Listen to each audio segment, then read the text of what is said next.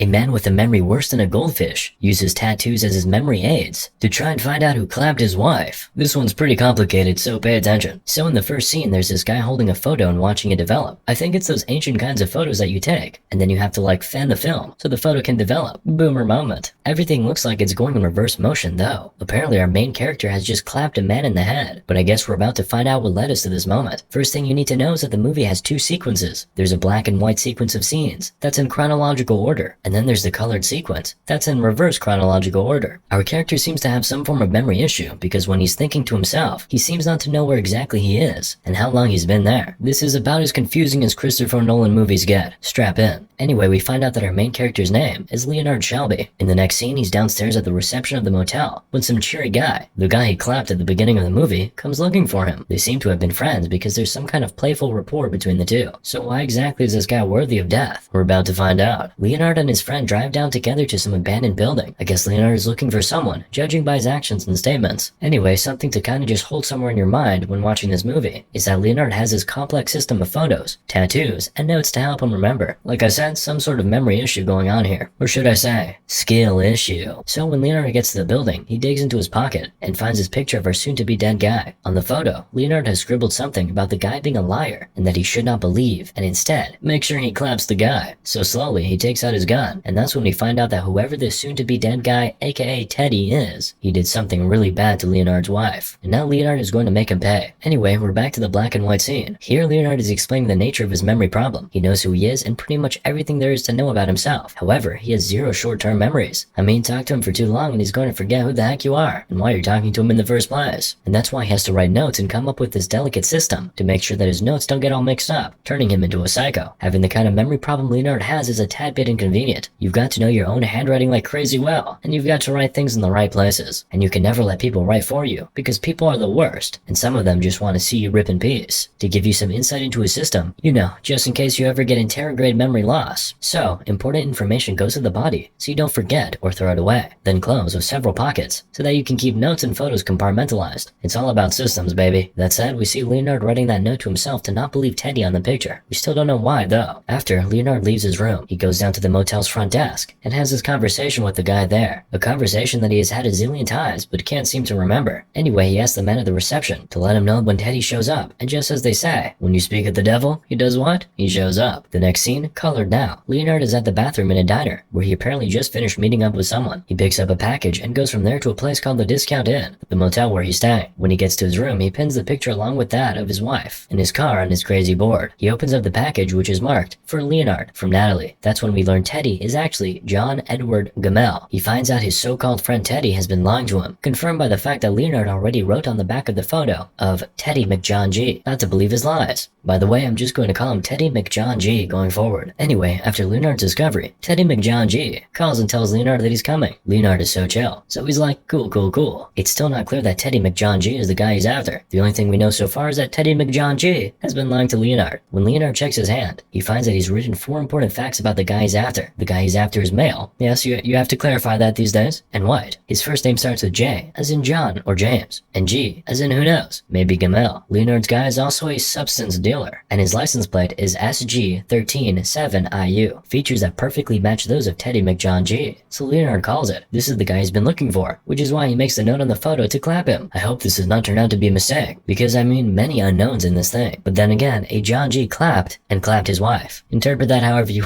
want. I don't expect that he'd be particularly reasonable. Anyway, it's back to the black and white scene. This time he's talking to someone about how he's surviving and making things work even with his memory issues. In the colored sequence that follows, we find out what brought him to the diner in the first place. There's a woman, Natalie, who has information for him. The package that contained John G's information and all, and the address of the house where Leonard murdered John G in the beginning. Apparently, he had given her a license plate number to investigate for him, and she wanted to return a favor so she helped him. Again, we switch back to the monochrome scene, and that's when we find out that Leonard used to be an investigator. It was in the course of work that he met Sammy Jenkins. The Sammy Jenkins he tells himself to remember through the tattoo on his hand. The next colored scene takes us to a time before he got the package from Natalie, when he met with Teddy. In their conversation, Teddy seems to be trying to dissuade Leonard from finding John G, talking about, your notes are unreliable. Of course they're unreliable. Of course he would say that. So we're back to the black and white scene where Leonard is telling us the story of Sammy Jenkins, a 50-year-old semi-retired accountant. He had a similar memory problem like Leonard, anterograde memory loss, but a lot worse. Mans couldn't remember anything longer than 2 minutes tops. Like Leonard Leonard though, he could remember everything he knew before his accident. He just had to make sure he was focused. Tried everything to get cured, but nothing worked. And medical bills were piling up, which meant insurance. So they sent Leonard to investigate, which was how he met Sammy and his wife. When Leonard meets Sammy though, he has suspicions. Okay, we're back to the time before the lunch meeting with Teddy. This time he wakes up in Natalie's bed. I guess anterograde memory loss doesn't stop you from getting freaky. If only I could get a girl with amnesia. You know, walk away the next morning, no consequences. Anyway, to continue Sammy's story, Leonard explains that he was somewhat suspicious of Sammy, so he ordered some tests. But before we get to the revelation from that, it's time to go further back in time to find out what favor Natalie was returning with the license plate number thing. Apparently, Leonard helped Natalie take care of some dude named Dodd. Natalie claims he did it of his own volition after learning that Dodd hit Natalie. Leonard, on the other hand, is not buying that and is convinced someone is trying to get him to kill the wrong guy. He eventually calms down though, after Natalie goes all soft on him. Then she tells him about someone she lost too, clapped by a certain Teddy, offering to help Leonard find the guy that clapped his wife. She looks like she's falling in love too. Nice. Lamal. Alright, you know what it's time for now. Black and white scene. So Sammy's story continues. Through the series of tests Leonard orders, he comes to the conclusion that Sammy's memory loss issue was psychological rather than physical. So the insurance company denies Sammy's claims, and Sam and his wife have to come up with the bills, while Leonard gets celebrated with a promotion. We're now back to color and a time before he went to Natalie's. Leonard wakes up in some motel room with a guy muffled in his wardrobe. Just then, Ted McJohn G comes knocking on the door. Apparently, Leonard called him because of the situation with the guy in the wardrobe. The guy happens to be Dodd from Natalie. They don't kill him though, just threaten him and make him disappear, after which Leonard drives to see Natalie, the scene we watched last. Continuing Sammy's story, the movie switches back to black and white scenes. The condition with Sammy is creating tension in his marriage, and his wife has just about had it, especially now that Leonard has suggested that it was all in Sammy's head. Alright, now we're taken to the scene where Leonard meets Dodd. This time he's in a bathroom with a bottle of grape juice in his hand, but he's sober. While in the shower, Dodd comes into the bathroom and he clubbers the guy with the bottle before he can say jack. He checks Dodd's stuff and finds some masking tape and a gun. Guess Dodd was a piece of crap anyway. So Leonard ties Dodd up and chucks him in the wardrobe, after which he calls Teddy. In the next black and white sequence, whoever Leonard is talking with over the phone has to go, and so he hangs up the call. In the colored sequence, we are taken through the chase that takes Leonard to Dodd's room. Going further back, we find out that Dodd had been chasing Leonard, trying to clap him, but the scene before that is particularly moving, as we see Leonard burning some of his wife's stuff at a cemetery, his attempt to forget who she is. But considering that he'll forget he even did that within the hour, not sure that's helping. He does get flashes of his wife from the horrible accident of when she was killed though, but nothing else that's concrete. Over in the black and white sequence, Leonard is finding some confusing evidence. His next tattoo is supposed to say, access to substances, but the police report paints Leonard's guy as a desperate addict who broke into Leonard's house to get some money to buy salt so he could eat it with his nose. But that didn't make sense to Leonard because a huge stash of substances was found in John G's car. The person Leonard is talking to then makes the puzzle fit. John G is a dealer. Meanwhile, we learn how Leonard got into Discount Inn. Apparently he'd been staying with Natalie, but Teddy McJohn G didn't think it was a great idea because he's convinced Natalie is bad news. Teddy McJohn G informs Leonard that Natalie and her boyfriend are into substances and advises him to check into a motel, which is what he does. But Teddy also tells him something curious about how Leonard doesn't know who he is, at least not since the incident. Whatever the case, Leonard checks the back of the photo of Teddy that he has and finds out that he had scribbled on the note that he shouldn't believe his lies, so he discards Teddy's advice. But now there's some problem in the black and white world, because as Leonard continues the story of Sammy, he stumbles on one of his tattoos on his arm that tells him never to answer his phone. When he asks who's on the phone with him though, the call immediately hangs up, and that's when he calls the front desk, instructing the guy there to make sure no call comes through for him anymore. In the next scene, we find out some backstory on Natalie and Dodd. Like Teddy said, Dodd is into substances and Natalie works for him. Actually, Natalie seems to be a psychopathic freak, a la Gone Girl. It's not yet clear what exactly she wants with Leonard, but so far, we know that Leonard stayed with her for a couple of days before moving to Discount Inn. When they first get to her house, Leonard tells her about his mission to find the guy who clapped his wife. He also gives us the first full flashback into how his wife was clapped. A couple of guys barged into their home. One clapped his wife and then clapped her. The other guy hit him from behind and pushed his head into the mirror, the impact of which causes memory loss. He goes further to explain to Natalie that the police didn't believe that there were two men at the scene, because obviously, Leonard has brain damage, so his statement was considered unreliable. This is why he's looking for the killer himself. But it gets crazy because we also find out that maybe Teddy was right after all. Natalie turns out to be a real female dog, if you know what I mean. Apparently she has some score to settle with the so-called tell Dodd. So she gets Leonard to do her dirty work by saying all these super hurtful things to Leonard to get him angry. This makes Leonard hit her, especially because she insults his late wife continuously. But then she steps out for a while, giving Leonard a couple of minutes to forget what happened. And then when she comes back, she tells Leonard that she was hit by Dodd. Sure enough, Leonard wants to help her, so he gets Dodd's name and address and plots his move to take him out. But thank God he doesn't. But how exactly did Leonard meet Natalie? We'll get to that in a bit. Let's let Leonard finish the story of Sammy and his wife. As we found out earlier, Sammy's illness was putting a strain on his marriage. His wife, thinking it was a mental issue, courtesy of Leonard, kept coming up with new tricks to force Sammy to snap out of it, but he just never could. One day, Sammy's wife goes to Leonard and asks for his sincere opinion on what he thought about her husband's condition. Leonard said he believed it was mental. She wants to be sure once and for all, so she puts Leonard to the test. She's diabetic and needs to take her shot at specific times. Since Sammy learned how to do that before his accident, he still used to give her the injections even after the accident. On that fateful day, Sammy's wife told him that it was time for her shot, but to test him, she kept taking the time back and telling him to come give her shot again and again. She knew her husband loved her and felt like this would finally cause him to break, but he didn't. Instead, he kept giving her shot each time she asked until she overdosed and slipped into a coma she couldn't recover from. Congratulations, you played yourself. Anyway, back to Natalie and how she and Leonard met. So Natalie has his boyfriend, Jimmy Grants, and he's a dealer. Natalie's a bartender, and so her boyfriend deals using her bar as a front. According to what Teddy tells Leonard, the police are after Jimmy Grants, and somehow Leonard is involved, which is why they've been calling Leonard in his motel room. Teddy wants Leonard to run away and get a new identity. However, Leonard checks his picture of Teddy on which he had already made the note to not trust him, so he collects the bag of clothes and stuff Teddy gives him to change into, but he doesn't change into them. Instead, he finds his coaster in his pocket that has a note from Natalie from before, telling him to come by the bar later, so he drives down. Now here's the crazy thing. When Leonard gets to the bar, he meets Natalie outside where she's throwing stuff into the dumpster. When Natalie sees the car, she assumes it's her boyfriend Jimmy, but then when she looks into the car, she discovers that it's not him. That makes me wonder, could it be that the note Leonard found was actually for Jimmy? Maybe the car and clothes were actually for Jimmy. I mean, man's driving a Jag, not exactly a common car. Anyway, in the black and white sequence, we finally found out that the cop Leonard has been talking to is Teddy McJohn G, or Officer Gamel, but he tells Leonard to call him Teddy because he's undercover. Apparently, Leonard is supposed to go and take down Jimmy Grants, so Teddy gives directions to an abandoned building, supposedly where Jimmy Grants is, and then leaves. When he gets to the abandoned building, Jimmy Grants shows up. Apparently, Teddy had set Jimmy up, because when Jimmy shows up, he asks for Teddy like they had an appointment scheduled. As arranged, Leonard claps Jimmy, takes a photo of him, and changes into his clothes, which explains how he found the note from Natalie, and why Natalie was being psychotic to him. He clapped her boyfriend. Now, one curious thing though, before Jimmy finally gives up the ghost, he mentions Sammy, and that's when it hits him. Something's off. The dead man shouldn't know about Sammy. At about that time, Teddy shows up. When Leonard meets him outside, he pretends like he's forgotten who Teddy is. However, he had checked his photos just before Teddy entered the building, so he could remember who Teddy is. Now Teddy thinks Leonard has forgotten who he is, so he capitalizes on that, but Leonard wouldn't be fooled, so he pressures Teddy into telling him what the heck is going on. Teddy then unravels the entire story to Leonard, and indirectly, to us. Apparently, the story of Sammy Jenkins is the story of Leonard, which he has tried to repress. His wife was a diabetic, and she was actually clapped, but she wasn't killed. She survived, and she didn't believe Leonard had the condition he claimed to have. She believed she could get him to shake off whatever was wrong with him, which was why she kept asking for shot after shot of insulin, hoping that the realization of the fact that he was clapping her would make him snap out of it. But since he genuinely couldn't remember, he doesn't stop himself and his wife dies due to death. Teddy also explains that he was the police officer assigned to Leonard's case, and that together they had caught and clapped Leonard's wife's clappist.